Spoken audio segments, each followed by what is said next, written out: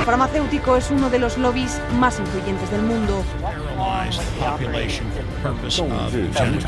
应对挑战，力行力改，破解难题。 Конечно, должны работать кооперативно, должны... Las matemáticas tienen demasiado poder. Avecina una gran guerra entre la realidad virtual y la realidad aumentada.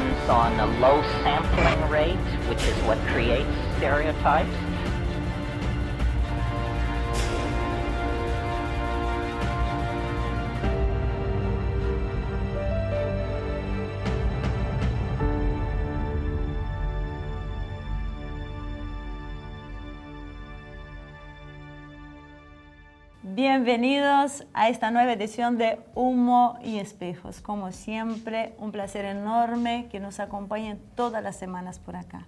Para variar, hoy vamos a traer otro tema muy complejo en la columna de Azul, donde tratamos dos extremos, donde hay una delgada línea entre la discriminación y un problema de salud. ¿Cómo estás, Marcelo?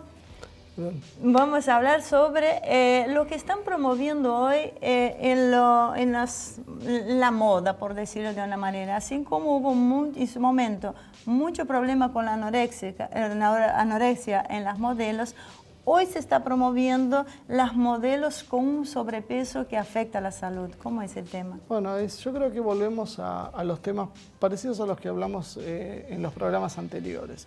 O sea, volvemos de vuelta con una cierta exaltación del individualismo sin medir las consecuencias. O sea, no está bien, obviamente, que uno sea esclavo de la apariencia física, que haya un sistema que imponga una estética determinada, pero tampoco está bien hacer exactamente lo contrario cuando eso implica que vos terminás afectando tu propia salud, más aún cuando consideramos, como en este caso, que la obesidad, que es el tema de hoy, afecta en Estados Unidos el 60% de la población. En nuestro país un poco menos, pero ya estamos cerca de ese número. Hola Azul, ¿cómo estás? Bienvenida nuevamente. ¿Me puedes decir de qué vamos a hablar hoy, o sea, desarrollar tu columna? Hola, ¿cómo están? Bueno, hay dos corrientes en las campañas de moda. Está la que es más conocida y más criticada, que es la de la modelo anoréxica, extremadamente flaca, pero también hay una corriente que está creciendo, sobre todo en Estados Unidos, que es la corriente de tener modelos, no con un par de kilos de más o con cuerpos que pueden ser más de una persona común y corriente, sino modelos que literalmente tienen sobrepeso, que tienen obesidad mórbida. ¿Tenés algunos ejemplos para poder entender un poquito más a qué le está llamando obesidad y qué son estas corrientes? Sí, campañas como Nike o Urban Decay o Simple B hicieron campañas con modelos que llaman plus size. Algunas de estas modelos son chicas que tienen un tipo de cuerpo que es un poco más voluminoso que la modelo común y corriente, pero después se van al otro lado con modelos que ya rozan los 150 kilos, que por más que esto no tiene la intención de avergonzar o acosar o humillar a nadie, sino que tampoco lo podés presentar a la obesidad como algo sano. Y Azul, esta obesidad que se promueve, así como en su momento promovía la anorexia dentro de las modelos, ¿está relacionado con el individualismo extremo e irresponsable que estamos escuchando últimamente? Se puede ver de esa forma, sí. Va mucho con la mentalidad esa así de que hacer lo que quieras mientras te haga feliz, no importa si te puede afectar en el corto o en el largo plazo. Vos remarcaste mucho el tema de la salud en las personas con exceso de peso. O sea, ¿qué problemas pueden tener con esto? Y acá traje unos datos que dicen que los expertos advierten que los efectos de la obesidad más negativos se producen porque actúa como un agente que acentúa y agrava a corto plazo y de forma muy evidente patologías graves como la diabetes, la hipertensión, las complicaciones cardiovasculares, especialmente la cardiopatía isquémica, e incluso tipos de cáncer como los gastrointestinales. Y es verdad que existen otros factores para la obesidad, factores psicológicos, socioculturales, socioeconómicos, factores genéticos, pero el problema es cuando van más no es que solo aceptan que puede ser una enfermedad, es cuando dicen, bueno, pero no importa, vos puedes hacer lo que quieras, vos puedes comer lo que quieras porque es tu cuerpo y tenés la libertad de hacerlo, porque no son hábitos saludables. Y Azul, ¿hay agresividad en quienes sostienen esta posición? Y en muchos casos puede llegar a haber agresividad, porque de tanto, con el objetivo de no ser discriminadas, terminan discriminando. Se habla mucho de tener curvas y terminan riéndose de chicas o de gente con cuerpo que va más para el lado de ser flacos. ¿Qué es lo que está pasando entonces? Porque estamos viendo que en realidad la Organización Mundial de la Salud te está diciendo que hay una epidemia global de obesidad. Sin embargo, por otro lado, hay una promoción de conductas que no son sanas. Muchas campañas critican a las campañas que piensan que los chicos, por ejemplo, tendrían que tener un límite, tendrían que estar entre ciertos límites de peso corporal, ya sea por debajo o muy por encima. Y campañas las critican porque dicen que es una forma de bullying y que no permite que un chico acepte su propio cuerpo. Cuando la realidad es que tendrían que, al revés, tendrían que estar promoviendo hábitos saludables, comer sano, hacer ejercicio. No solo va en no te rías de él, porque está bien, no tenés que burlarte de alguien, pero lo tenés que ayudar. Ayudar de una manera como promoviendo hábitos que nos han llevado a que la mayoría de los chicos a estar con más equipos, el avance tecnológico, a estar con el celular, a estar con la Play, a estar más dentro de la casa por una cuestión de seguridad. Habría que apoyar más esta iniciativa, decís. Claro. Disculpa, me habías dicho en una reunión previa que tuvimos, me habías tirado un par de ejemplos, porque a veces parecería como que esto es un tema casi... estético. No, y aparte superficial, que afecta a una pequeña cantidad de personas excéntricas, pero me parece que no es tan así. No, las campañas anti-bullying lo primero que te dicen es que tenés que aceptarte como sos, pero no te enseñan a que podés trabajar para hacer más, para estar mejor. ¿Cuántos seguidores puede tener una modelo de este tipo? Sí, hay una modelo que se llama Tess Holiday, que es muy conocida sobre todo por ser una modelo plus size, que tiene tiene 1,5 millones de seguidores en Instagram y más de 60.000 en Twitter. Esta modelo es conocida por ser una modelo plus size. Claro, ojo, nadie quiere que esta modelo sea infeliz ni ninguna de las personas que tengan. Uno solo quiere alertar del problema de salud que realmente genera ese tipo de promociones. Así que Azul, muchísimas gracias. Nos vemos la semana que viene. Gracias, nos vemos. Bueno, Marcelo, es un tema delicado, ¿no? Sí. Hay que tratar de que no se confunda y no maten al mensajero. Creo que está bastante claro cuál es la idea nuestra. Lo que sí me parece importante es resaltar el número. 1,5 millones de seguidores tiene. Y 600.000 en Twitter, envidiable. Claro, vos estás hablando y estás enfocándote a una enorme cantidad de chicos que tienen 12, 13, 14 años, que son maleables y que realmente, difícilmente entonces se resistan a una campaña de publicidad, por ejemplo, de una gaseosa o de comidas rápidas, que sabemos que son negativas desde el punto de vista de la salud, porque nutricionalmente aportan poco y producen obesidad. Cuando vos tenés una modelo con 1,5 millones de seguidores que te está diciendo, dale para adelante. Muy bien, ahora los llevamos a un pequeñísimo corte y enseguida volvemos al living con nuestra programación habitual.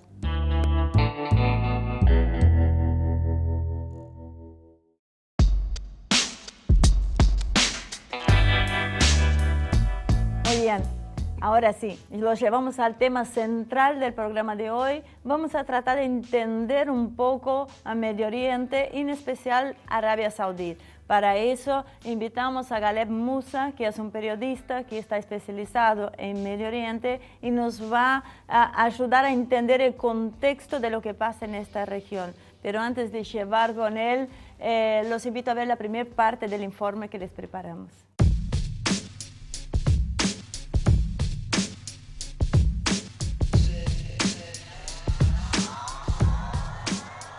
Si bien entre Estados Unidos, Europa y Arabia Saudita las ventas de armas siguen siendo multimillonarias y las relaciones financieras muy importantes, la participación del régimen saudí en la propagación planetaria del wahabismo, versión radical del Islam y componente fundamental de la locura mortífera yihadista, comienza poco a poco a generar una desconfianza creciente del bloque occidental, agravada a partir de la presencia de Donald Trump en la presidencia de Estados Unidos. De esta manera, las relaciones internacionales entre los gobiernos de Estados Unidos y Arabia Saudita registran un deterioro muy importante, símbolo de una profunda evolución de geopolítica en la región de Medio Oriente. La alianza entre Arabia Saudita y Estados Unidos data al menos de 1945, fecha del famoso Pacto Quincy. El 14 de febrero de 1945, a su regreso de la cumbre de Yalta, tras haberse reunido para repartirse el mundo con el primer ministro británico Churchill y el máximo dirigente de la ex Unión de Repúblicas Socialistas Soviéticas, Stalin, el presidente norteamericano Franklin D. Roosevelt se encontró con el rey de Arabia Saudí, Ibn Saud, a bordo del crucero Quincy. Tras varias horas de discusión, firmaron el llamado Pacto de Quincy, que contiene una serie de acuerdos entre los cuales Estados Unidos le otorga una protección incondicional a Arabia Saudita. A cambio de ello, los saudíes se comprometen a garantizar el aprovisionamiento energético de la superpotencia norteamericana. En la época de la Guerra Fría, el rol de Arabia Saudita como aliado estratégico no dejaba duda alguna. Fue, por ejemplo, el país que más combatientes proveyó para luchar contra la Unión Soviética en la época en que ésta se encontraba empantanada en Afganistán. Pero hoy, esta alianza comienza a tener varios puntos ríspidos, entre los que podemos enunciar los siguientes. De los 19 terroristas implicados en el atentado del 11 de septiembre, 15 eran de nacionalidad saudí. Los prisioneros saudíes son los más numerosos en la base militar estadounidense de Guantánamo. Con 2.500 combatientes, Arabia Saudita es el país que más material humano aporta al Daesh o Estado Islámico en Irak y Siria durante 2016. Frente a este doble juego, no es de extrañar que Occidente, en su mayoría, se replantee cada vez más seguido ¿qué tipo de aliado estratégico representan verdaderamente los saudíes para ellos?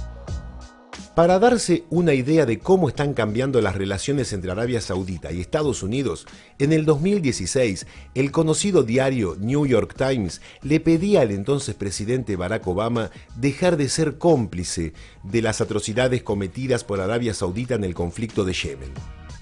En el segundo semestre del mismo año, el Congreso estadounidense, uno de los pilares de la alianza entre Estados Unidos y Arabia Saudita, aprobaba una ley de excepción autorizando a los familiares de las víctimas del 11 de septiembre de 2001 a perseguir en la justicia al gobierno saudí debido al hecho ya mencionado de que 15 de los 19 terroristas implicados en el atentado eran de nacionalidad saudí.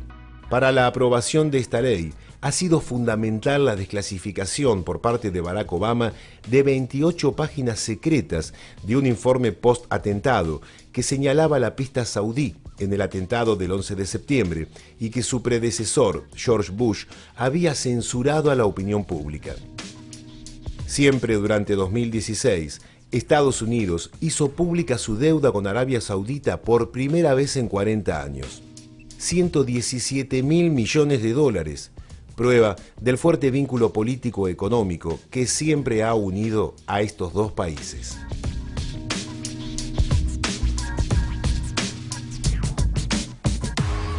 Galeb, ¿cómo estás? Gracias por acompañarnos hoy. Un placer recibirte nuevamente, ¿eh? El placer es mío. La verdad que siempre es un gusto estar acá con ustedes porque se desarrollan temas que son, la verdad, muy importantes, muy interesantes. Yo estuve tratando el tema de la ventana de Overton, algo que en realidad la gente que lo pudo ver le abrió muchísimo la cabeza, ¿no? Y dio mucho que hablar, por lo menos. Esta es la intención y eso está muy bueno.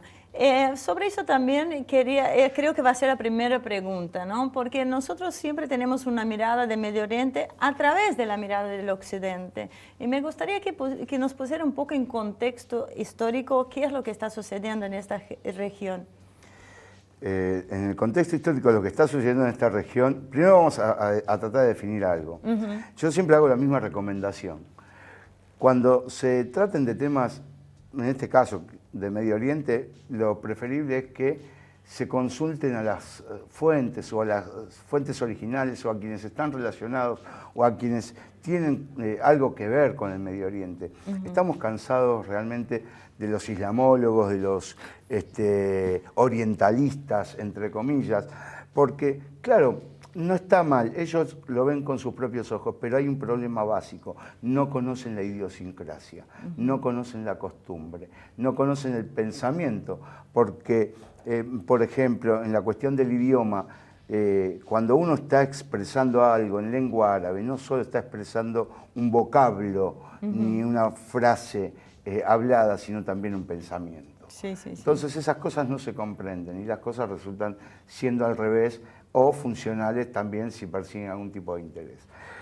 Arabia Saudí es el tema. Sí. Yo nunca vi un país con apellido y este país desde principios del siglo XX le han puesto apellido. Esto es como si fuese ahora que Venezuela se llama Venezuela Chávez. Es algo que no se puede comprender porque no es de Chávez Venezuela, es del pueblo venezolano. Sí, sí, sí. Muy claro. ¿Qué ha pasado?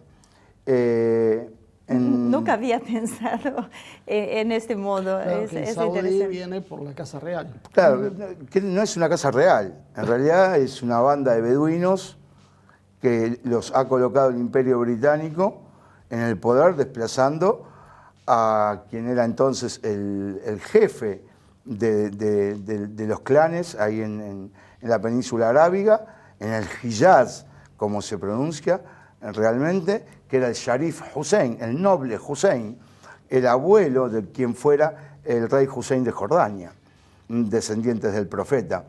Es el mismo noble Hussein a quien el Imperio Británico le ofreció que lo ayude para pelear contra el Imperio Otomano. El Imperio Otomano era quien regía toda esa región desde el año 800 aproximadamente, 700 en adelante.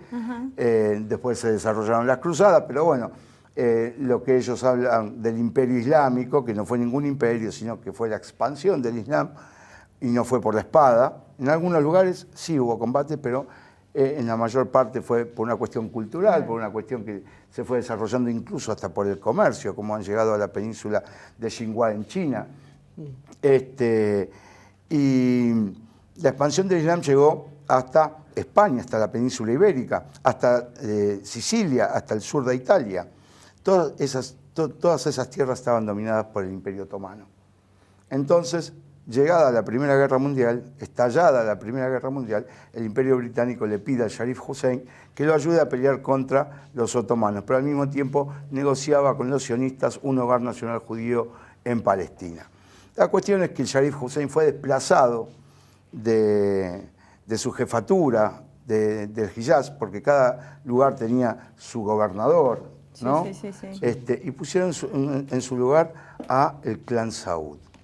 Y a partir de allí,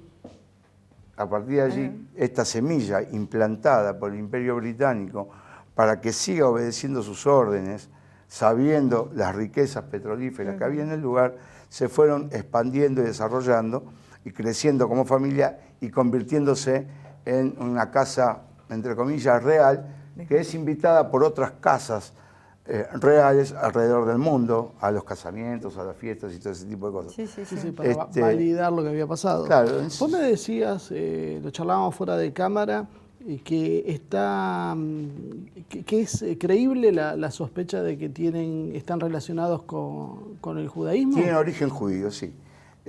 Así hay muchos documentos que hablan de eso. No es de extrañar, a ver, en la península arábiga había muchas tribus judías que vivían en la época contemporánea con el profeta. No es de extrañar. Ahora ellos dicen profesar el Islam, pero ¿qué Islam están profesando? Bueno, ahí vamos a uno de los temas que vos mencionabas, que era el tema del wahabismo, que en Occidente se lo pone como una versión radical del Islam, y vos me decís, eso no es el Islam. No, eso no es Islam. Es decir, no podemos hablar de una versión radical de algo que no es. En ¿Qué realidad, es el wahabismo? El wahabismo es una metodología implantada en el siglo XVIII. Eso es lo que es del siglo XVIII, el wahabismo.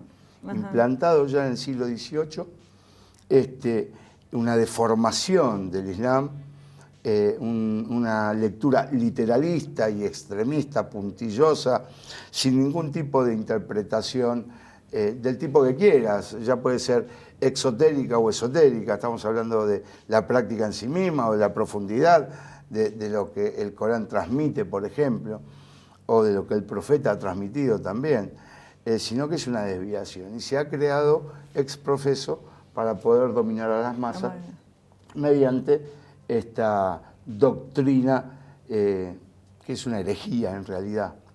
Lamentablemente, esta doctrina se fue expandiendo gracias al poder económico de Arabia. Yo me resisto a llamarlo Arabia Saudita, ¿viste? Todavía yo, ¿Cuál sería la denominación ideal según tu...? Es Arabia, el Hijaz, la península arábiga. Ese es el nombre. El nombre es Arabia. ¿Pero este sentimiento es personal? Esto es personal. No es solo personal. En realidad es personal y lo comparte muchísima más gente. Hay otro problema. Ellos se autodenominan custodios de los lugares santos del Islam, que son la Meca y Medina. La Meca donde nació el profeta y donde se construyó la primera casa para Dios, donde está el Kaaba, y Medina, que es la ciudad santa del Islam donde el profeta se asentó luego de ser perseguido por los quraishitas, que eran los comerciantes de la Meca. Pero el Islam pertenece a los musulmanes, no pertenece a este país, ni a esta monarquía. Sin embargo, mediante los lugares santos extorsionan al resto de los países islámicos con la cuestión de entregar visas para la peregrinación anual, te entrego o no te entrego, te trato bien o no te trato bien. Entonces, con eso van extorsionando. Pero la Meca y Medina pertenece a todos los musulmanes y debe ser regido por un Consejo Islámico Mundial. Una pregunta, perdón, Marce, esta pregunta viene de Brasil. En realidad no es una pregunta, sino un cuestionamiento, ¿no? ¿Por qué solo se permite visitar a la Meca a los musulmanes? Bien. Porque, perdón que te interrumpa, porque en Brasil hay como un recrudecimiento que lo he notado actualmente. De la homofobia.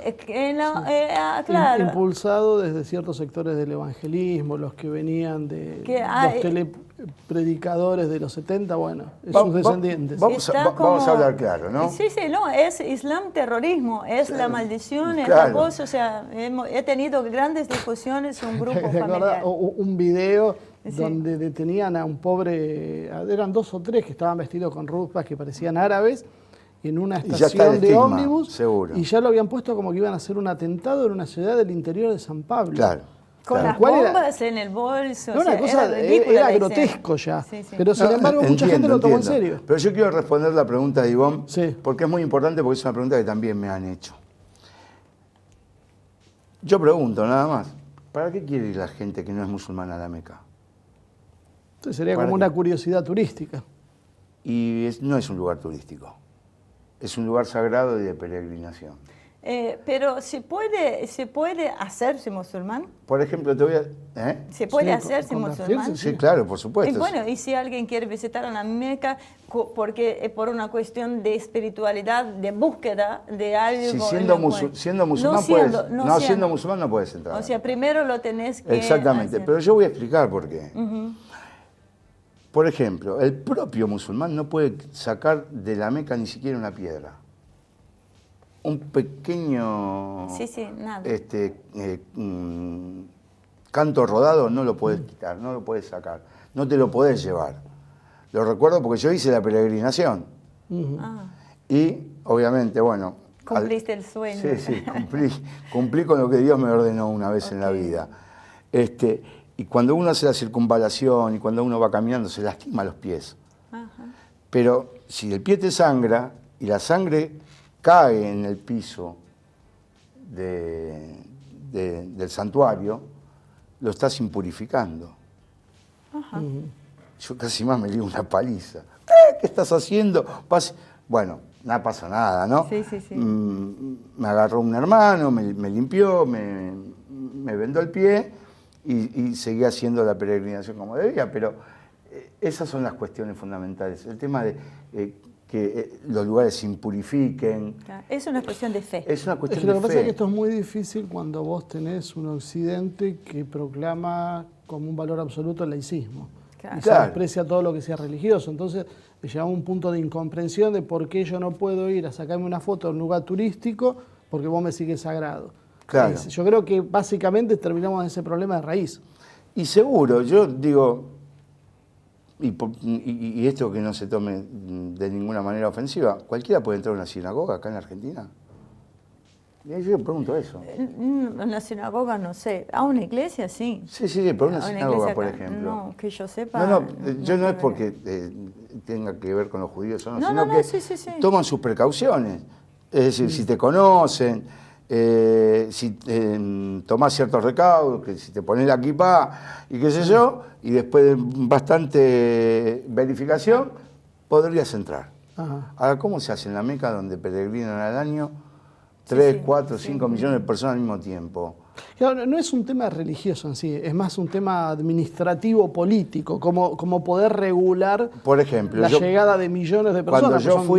Cuando yo fui, yo tuve que comprar aquí en la Argentina no solo el pasaje de ida y vuelta, sino también los tickets, los vouchers de traslado desde el aeropuerto a la ciudad de la Meca, ida y vuelta. Tuve que comprar lo que es el alojamiento y lo que es la comida. Sí, yo leí las condiciones es decir, para ir a la Meca. Vos de acá te vas preparado con todo. Si no es que vos llegás y buscás un hotel, y buscás... No. De acá ya te vas con el hotel, ya estás registrado, está todo súper controlado eso. Ajá. Yendo ahora nuevamente al tema más político. Vos también me comentabas que no estabas de acuerdo con el tema de que se indique que los autores del atentado eran... el atentado del 11S. Del 11S eran árabes, saudíes. Creo que todos estamos de acuerdo en que eso indudablemente se hizo, al menos con la colaboración de la inteligencia estadounidense, si no, no pudo haber sido. Pero más allá de ese tema, vos pones en duda también que esos 19 personas hayan sido los que realmente lo hicieron. Sabemos que fue sospechoso hasta cómo aparecieron los pasaportes en el medio de la nada. A ver, la experiencia indica que en donde hay un atentado, lo primero que hacen es acusar a los árabes o a los musulmanes y siempre estos tontuelos se olvidan un pasaporte y un Corán. Sí. No sé cómo hacen, pero ellos van a hacer un operativo de alta peligrosidad y llevan el Corán abajo del brazo y un pasaporte para olvidarse. Sí. Lo único que yo sé es que encontraron 19 árabes en los aeropuertos para tomar aviones. Sí. 15 de ellos eran saudíes. Yo no sé con certeza si ellos fueron los autores. Y si fueron los autores, no creo que hayan sido ellos solos los causantes. Sí, eso.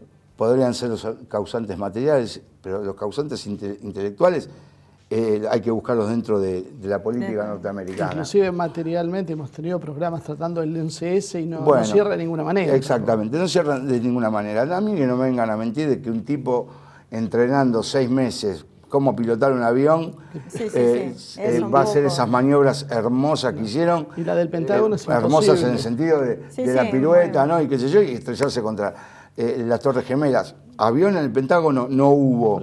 ¿Dónde está la secuela de la sala? Sí, no se encontraron restos y de hecho es imposible para un avión poder hacer esa maniobra, por un avión civil, claro, por más que se ha experimentado el piloto. Seguro, y luego tenemos las implosiones dentro de las Torres Gemelas, ¿no? La Torre 7 se cae sola. Sí.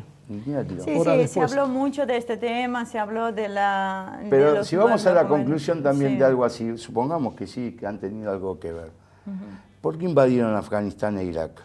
¿Por qué no invadieron Arabia Saudita? Eso es lo que yo me pregunto. Si 15 de ellos eran... ¿Y cuál es la respuesta? Y la respuesta es que es su aliado fundamental. Hoy Estados Unidos le debe 117.000 millones de dólares a la Arabia Saudita. Sí, en el 2016 Entonces, se dijo que era la tenencia de bonos. Claro, de pero hay Estados otro Unidos problema, hay otro problema.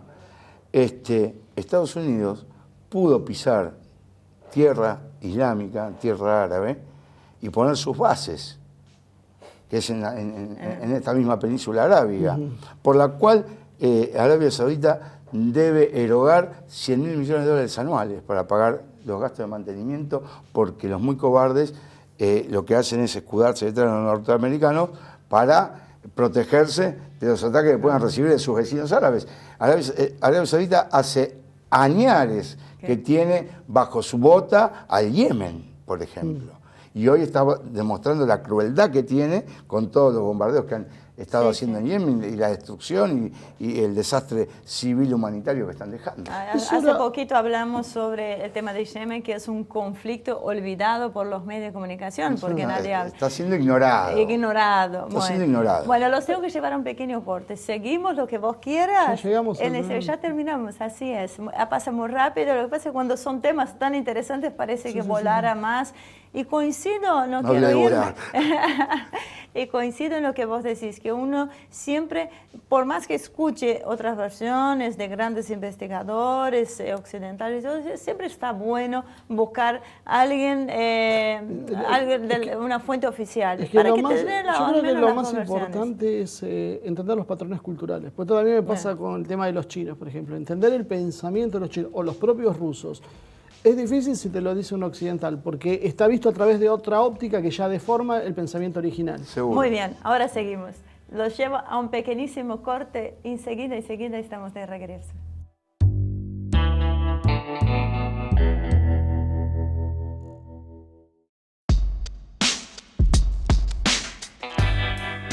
Muy bien.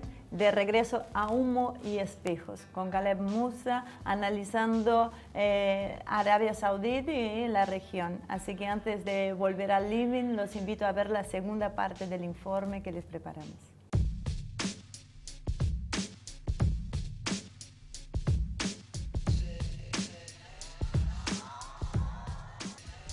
El moderno Estado de Arabia Saudí fue establecido en 1932, aunque las raíces e influencia de la Casa de Saud en la península arábiga datan de varios siglos atrás, como lo hemos mencionado. Sin dudas, el tema de los derechos humanos en Arabia Saudí, especialmente los relacionados con la libertad de expresión y el papel de la mujer, es uno de los elementos que más dolores de cabeza le causa a sus aliados occidentales como Estados Unidos o Francia, amortiguado por el hecho de que Arabia Saudita viene otorgando importantísimos contratos de compras de armamentos que benefician a las industrias militares de esos países. Ningún partido político es autorizado en Arabia Saudita. No existe ningún tipo de elección de autoridades a nivel nacional. Citando una fuente occidental, el diario The Economist denuncia que Arabia Saudita es el séptimo régimen más autoritario del planeta. Ninguna ley protege la libertad de expresión en el país y está totalmente prohibido criticar públicamente al gobierno, al Islam o a la familia real. La prensa saudita se encuentra estrictamente controlada y los artículos disidentes están prohibidos. La censura saudí es considerada de las más represivas del mundo y el país tiene bloqueada una gran parte de Internet. Después de las protestas de 2011, el gobierno ha endurecido sus medidas y prohibido todas las manifestaciones públicas. Un ejemplo es el del bloguero Raif Badawi, que fue condenado a 50 latigazos por haber criticado públicamente al régimen. La sociedad de Arabia Saudita resulta sumamente desigual en cuanto a los roles que asigna a los hombres y los roles que asigna a las mujeres. La lista de las prohibiciones resulta bien extensas y son archiconocidas por los observadores occidentales. Prohibición de conducir, segregación escolar, prohibición de la presencia de una mujer sin velo en la televisión, obligación de obtener la autorización de su tutor, esposo, padre o pariente próximo para acceder a una gran cantidad de empleos, impedimento de acceder a ciertas carreras universitarias, prohibición de practicar la mayoría de los deportes y un largo etcétera. Sin embargo, pese a lo señalado, los gobiernos occidentales y el propio Israel han cementado su dominio en Medio Oriente en buena medida gracias a su relación con el país saudí. La doble vara que utiliza Occidente ha sido tan notoria que las fuerzas que cuestionan este alineamiento han conseguido ser cada vez más numerosas. Pero, sin embargo, el reino sigue adelante sin recibir las sanciones. Si hacemos un repaso de la historia reciente, veremos que otros países de la región han sido víctimas de sanciones militares y económicas que terminaron con sus gobiernos electos, cuando las violaciones a las normas establecidas por el propio Occidente eran mucho menos. La estabilidad hoy del gobierno saudí, encabezado por el Salman bin Abdulaziz, estuvo signada por una serie de intrigas palaciegas y un tesoro saudí que arrastra un enorme agujero fiscal por la caída de los precios del crudo y las compras de armamentos que preanuncian tiempos complejos para el reino. La llegada de Trump, quien denunció la complicidad de Hillary Clinton en relación con el Daesh, relación que de investigarse podría aportar las pruebas de la participación saudí no solo en la banda terrorista, sino también en los atentados del 11S, pueden ser el principio de un cambio en la región de resultado impredecible.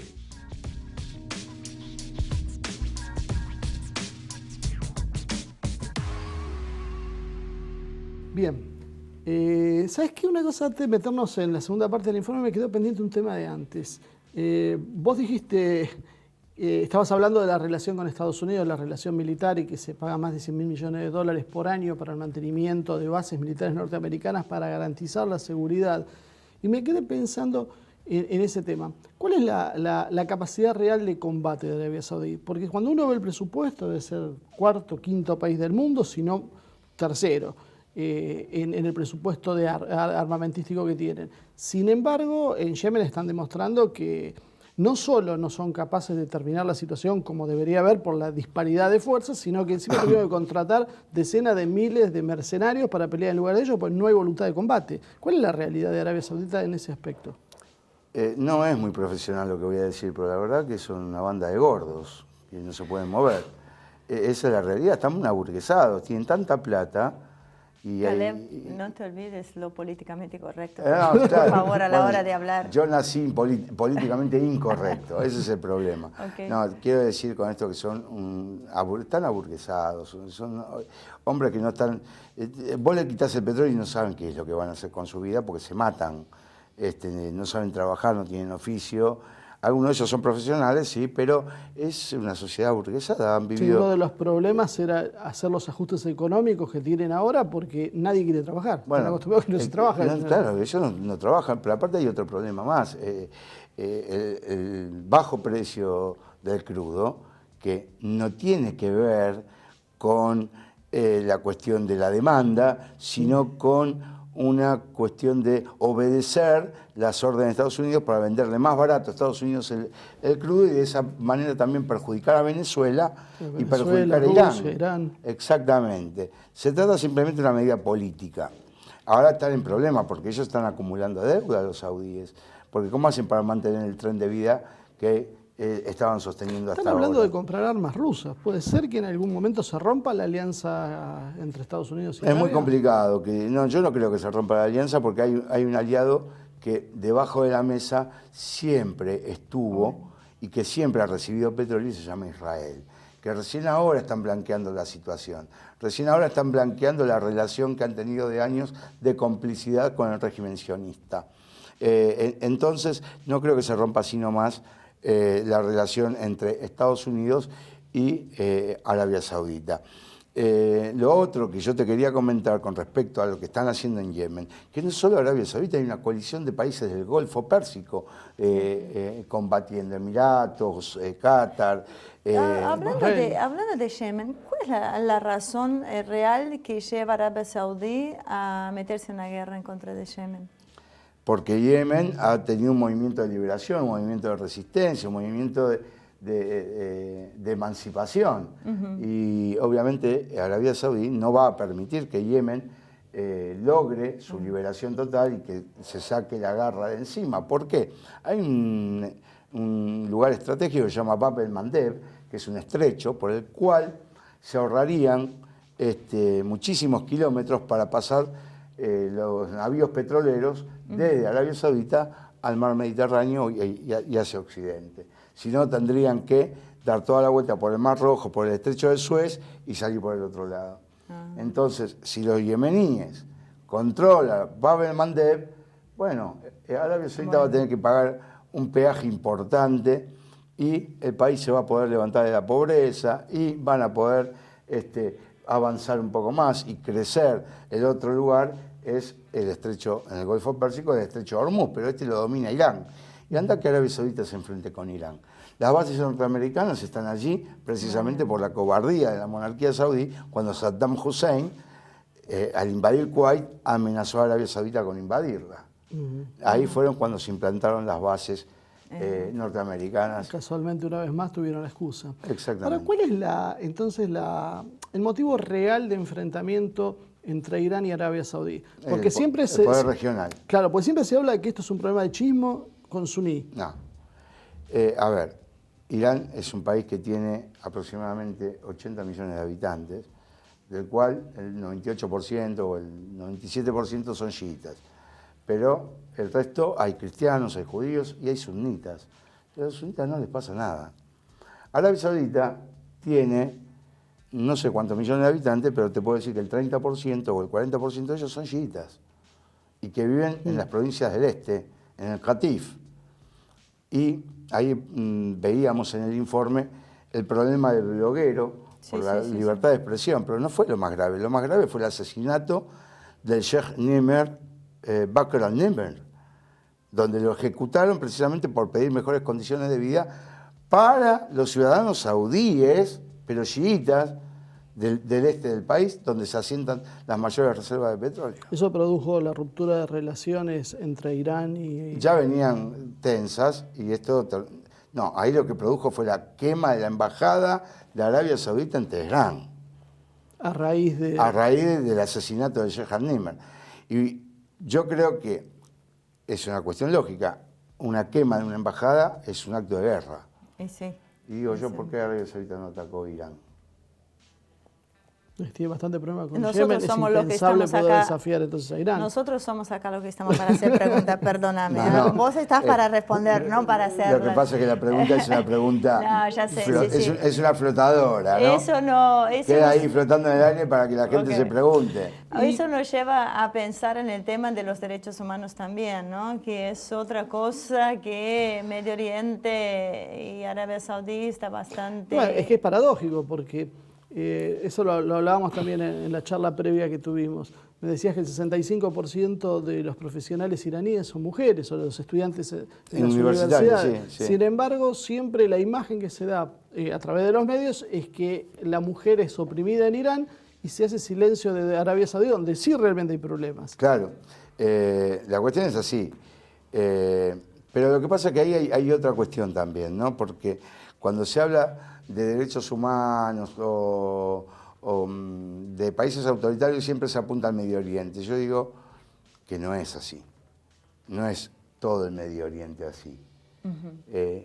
Uno va, no digo que esté bien, ¿no? Va a Dubái y no es así. En Dubái la mujer va donde quiere, como quiere, compra lo que quiere. En Arabia Saudita también, pero tienen restringidas ciertas cuestiones. El tema del estudio, el tema de manejar, el tema... son un poco retrógrados y eso hay que admitirlo. Y son de los más autoritarios y son de los que más restringen los derechos humanos. Sin embargo, las Naciones Unidas, con su sabiduría universal, los ha puesto al frente del Comité de Derechos Humanos de este organismo internacional, a Arabia Saudita. Sí. Una cosa impensable. En Irán no, Irán es diferente. En Irán la mujer trabaja, estudia, es chofer de taxi y hasta llegó a ser vicepresidenta. En el resto de los países árabes, en Líbano, en Siria, la mujer es la que manda.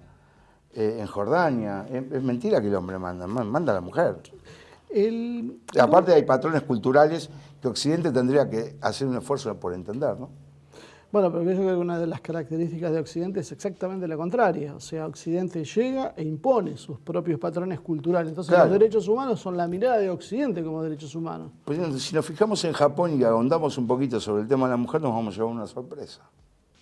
Sí, me comentabas...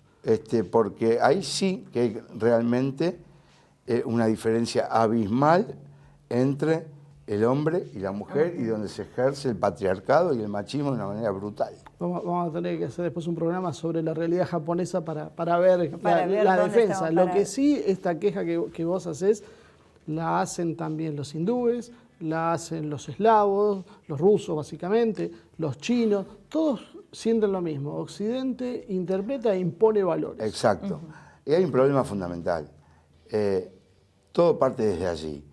Aquí donde vivimos nosotros, que es Occidente, que la mujer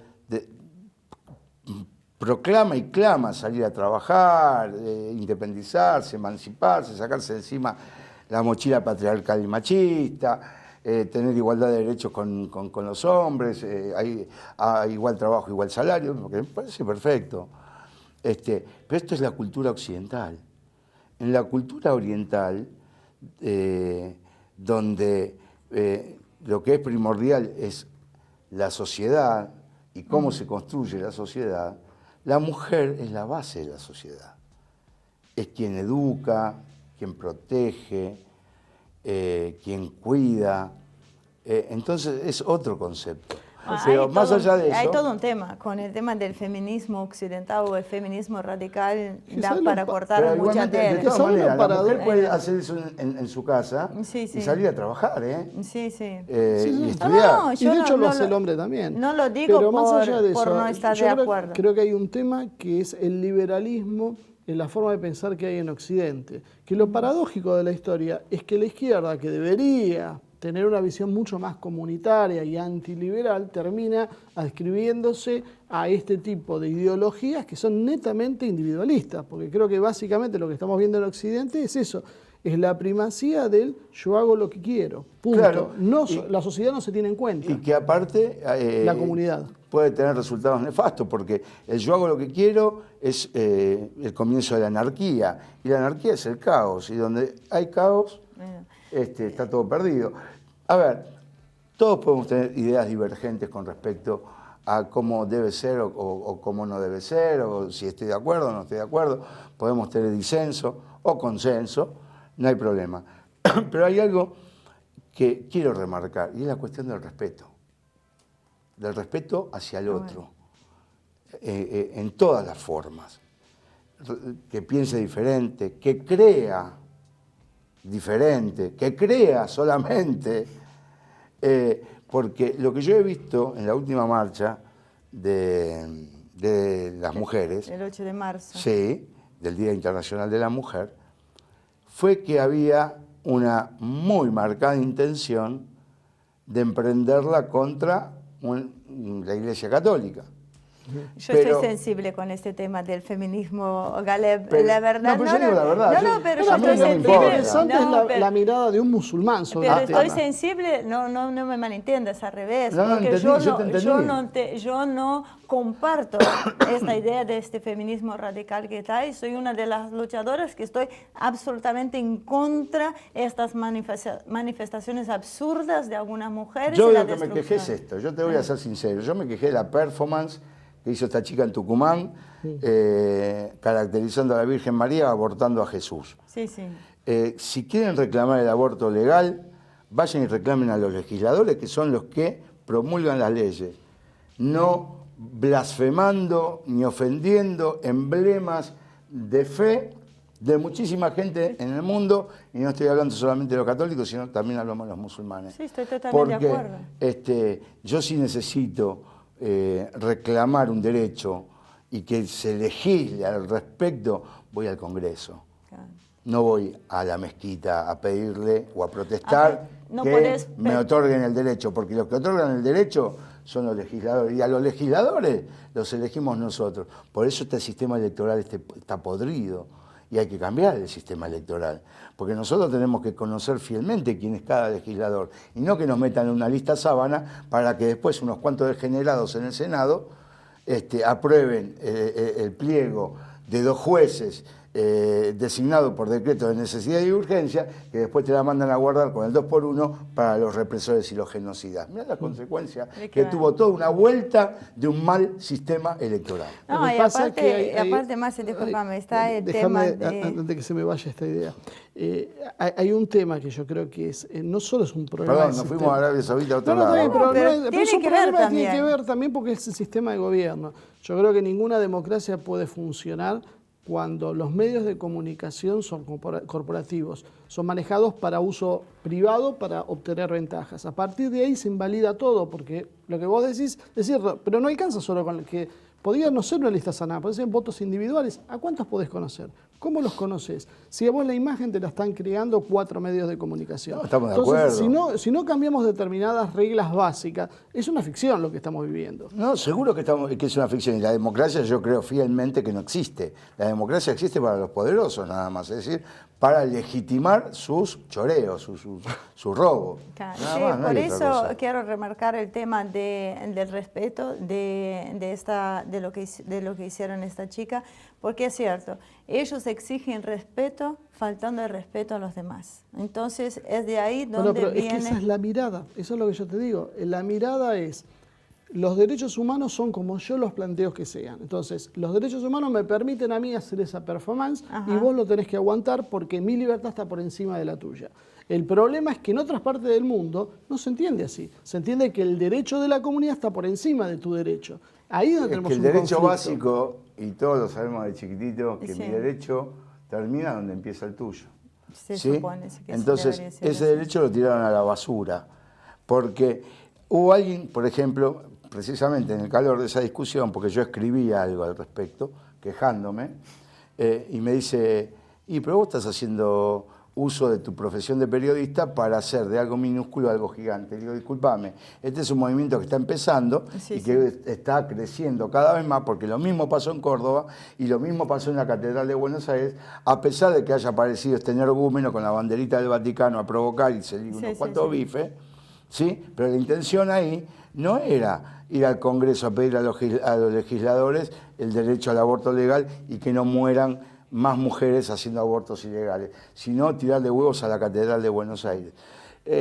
A ver, si el problema es con la institución religiosa, que lo digan claramente, nuestro problema es con la institución religiosa, pero si el problema es con un reclamo de derechos, de leyes, que vayan al Congreso. Ahora, para cerrar, Galeb, volviendo al tema de Arabia Saudí, Medio Oriente, el Islam, ¿no? En su amplia mayoría, el rechazo que hay con respecto a la imagen que siempre estamos hablando, que en algunos momentos bueno, está el tema del Daesh, que también ayuda a que sea una imagen muy negativa. Yo quería aclarar algo con respecto a todo eso. Por eso, redondeame en ese terreno, o sea, a veces temo... Sí, básicamente, y me tiene en el tema este también que se está jugando en Siria, Claro. porque lo vemos a veces desde el punto de vista geopolítico, entre el juego entre Pero vamos a ser Rusia, Estados vamos Unidos. a ser claros, ¿no? Sí, para que termino de redondear mi idea. Redondea tu idea. A ver, entonces, estamos ante una guerra religiosa, además, No, en términos mundiales, no, para nada. pero porque todo lo que pasa en el mundo actualmente es para división. O sea lo que sea, es para división. Y hoy veo una puja muy grande entre lo que es el islamismo y no te digo la Iglesia Católica, pero los protestantes, los cristianos. Mira, si me apurás así, te voy a decir que los que están comenzando una guerra, o los que quieren una guerra, son los cristianos evangélicos, son los cristianos sionistas. Ajá. Sí, que están enmarcados dentro de los que mojé la oreja. llaman evangélicos, que no son todos, ¿sí? Son aquellos, Israel, qué lindo es Israel, y creen que por la cuestión religiosa tienen que ir en contra del Islam, y este Israel no es el Israel bíblico, eso hay que aclararlo. Eso hay muchos judíos que lo dicen. Exactamente. Este Israel no es el Israel bíblico, olvídense, este es un Israel profano. Este es un Israel que ni los propios judíos ortodoxos no aceptan, precisamente porque han cambiado. Este es el Mesías de los judíos, este Israel profano. Porque precisamente los judíos ortodoxos, los que saben bien la religión, no la aceptan porque han cambiado la tierra por el Mesías verdadero. Esa es una explicación. Perfecto. Sí, pero en la hipótesis agregar una cosita de la guerra, para ¿no? cerrar. Religiosa. Sobre el tema de los cristianos sionistas. No es una fantasía. No, no. Ellos creen que van a acelerar la llegada del apocalipsis a través de demoler Claro, hay una teoría bien fundada en eso. Sí. Está bien, es inventada, pero está bien... y está bien financiada. Exactamente. Y de hecho están trabajando en la reconstrucción del templo. Vos me pedías el tema de Siria. El tema de Siria, vos imaginate, Arabia Saudita con todo lo que venimos hablando, de retrógrado, de autoritario, de absolutista, de todas las barbaridades que comete, de que es una monarquía que no tiene elecciones, que no cambia nunca, que es hereditaria, que no tiene parlamento y que se lleva un montón de cosas, apoya la promoción de mercenarios y manda mercenarios a Siria, que es una república, para derrocarla, porque dice que Estados Unidos quiere llevar la democracia allí. ¿Por qué no la lleva Arabia Saudita mejor? En primer lugar. Y otra cosa más. Lo último. Los terroristas, que ustedes hablaban del tema de San Pablo y todo eso, hay que preguntarse quiénes son los terroristas realmente. Porque muchos que llevan uniforme y que forman parte de un ejército regular son los que realmente infunden el terror en los corazones de la gente. Porque son las armas de Occidente, son los aviones de Occidente, son las tropas de Occidente las que están en los países del Medio Oriente, y no es al revés. Caleb, muchísimas gracias. De hecho, en Marcelo, Siria muchísimas gracias. se descubrió una oficina. No quiero con ser una descortés, pero serie eso daría para muchos programas, Galer, muy Igualmente, bien, muy interesante. me deben una visita ustedes a mí en Bajo la Lupa de Galer. Cuando quieran, mucho gusto. Así que muchísimas gracias por acompañarnos hoy. Muy bien, muchísimas gracias por acompañarnos. Siempre quedamos cortos, por lo menos nosotros quedamos con ganas de seguir hablando. Así que gracias como siempre por acompañarnos. Esperamos sus comentarios en nuestro Facebook y nos vemos la semana que viene con más una edición de Humo y Espejos.